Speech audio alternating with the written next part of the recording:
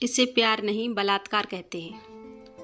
पढ़ाई पूरी करने के बाद जल्द ही मैंने नौकरी शुरू की, जहां मैं पहली बार अपने पति से मिली। किसी भी आम लड़की की तरह मैं अपने लिए प्यार और सुकून भरी जिंदगी चाहती थी और इसीलिए जल्द ही मैंने शादी करने का फैसला कर लिया।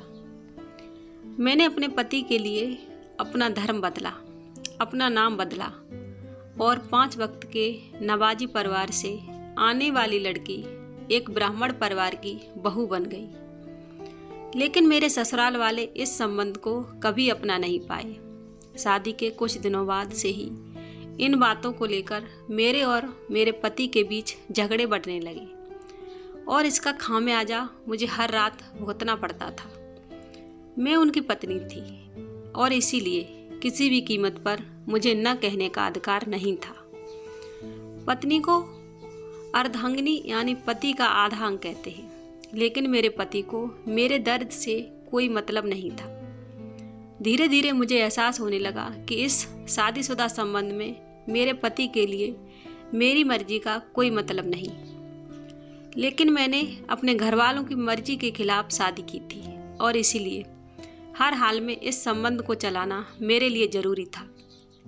शादी के 1 साल बाद जो हुआ उसे याद कर आज भी मेरी रूह कांप जाती है।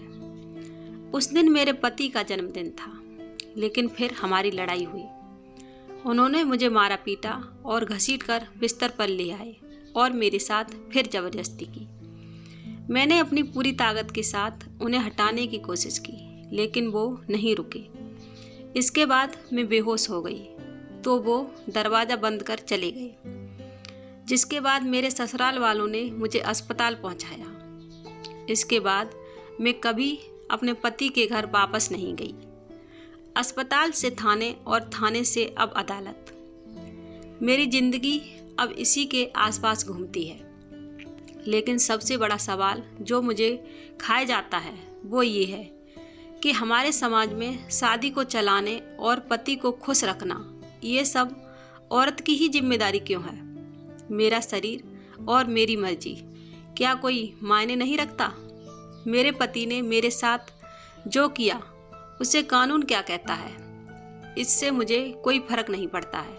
लेकिन मेरे शरीर के साथ जो कुछ किया गया उसे अगर आप पति का प्यार कहते हैं तो इसे प्यार नहीं बलात्कार कहते हैं।